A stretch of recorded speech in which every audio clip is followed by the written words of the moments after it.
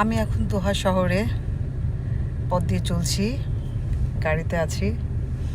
এখানে ভীষণ গরম, ভীষণ গরম। এত বেশি, মানে সত্যি কথা বলতে এতটা গরম আমি এর আগে কখনো ফেস করিনি। আমার মনে হয় 50-এর উপরে হবে টেম্পারেচার। সবসময় শুনে এসেছি যে মধ্যপ্রাচ্যের অনেক গরম, অনেক গরম, বাট আমি আগেও এখানে যখন এসেছি তখন এতটা গরম ছিল না। আর দুবাইতে তো আমি কতবার গেছি, ওখানেও আমি কখনো এতটা গরম ফেস করিনি এবার এখানে যতটা করছি। এই গরমে আমি ভাবছি যে এই যে গাড়ি থেকে যদি নামি সাথে সাথে গরমে একদম চেপে ধরবে, যে জন্য গাড়ির ভেতরেই বসে আছি। হোটেলের ভেতরেও ঠিক আছে, কিন্তু এই গরমের এক্সপিরিয়েন্সটা আমার নেওয়ার দরকার ছিল। কারণ আমি সারা জীবন শুনে এসেছি যে মধ্যপ্রাচ্যে অনেক গরম, কিন্তু যতবারই এখানেই আসছি না কেন বা দুবাই গেছি, এই গরমটা তো আমি পাইনি। যে জন্য আমার মনে হয়েছে যে কমই তো। বাট এবার যখন আমি দেখছি যে কেমন গরম, আর বাংলাদেশি ভাই বোন যারা আছেন তাদের সাথে কথা বলে যা বুঝেছি যে ম্যাক্সিমাম সময় এতটা গরমই থাকে, খুব কমই থাকে একটু নর্মাল কিংবা একটু ঠান্ডা।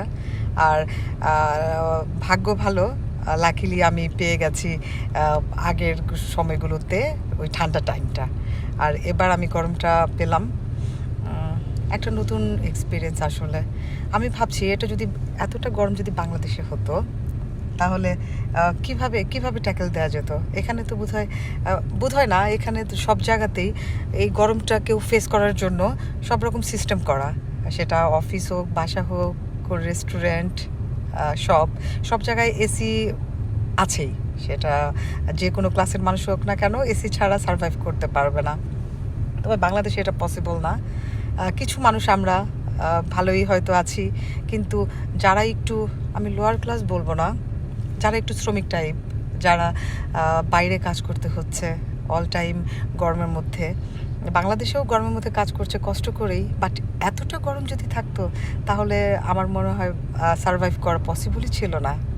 কিন্তু এখানে আসলে সব জায়গায়ই ওয়েদার যেমনই হোক, হয় অনেক বেশি ঠান্ডা, হয় অনেক বেশি গরম, সেটা ফেস করার জন্য এরা ঠিকই সব রকম সিস্টেম করেই রেখেছে, যে জন্য চলতে পারছে।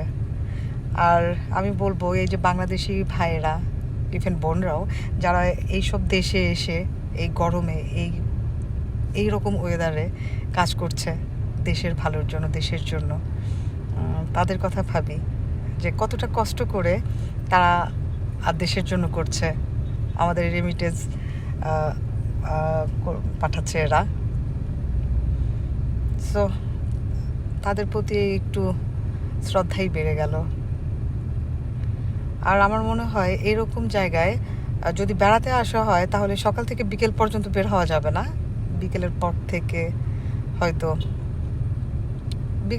বের হওয়া যাবে, যে বিকেলের পরে বের হলাম, সন্ধ্যা হলো, রাত হলো, এই টাইমগুলো ঠিক আছে। বাট দুপুর টাইমটা, সকালের পরে যে দুপুর টাইমটা, এই টাইমটা আসলে বের হওয়ার জন্য একদমই সুইটেবল না।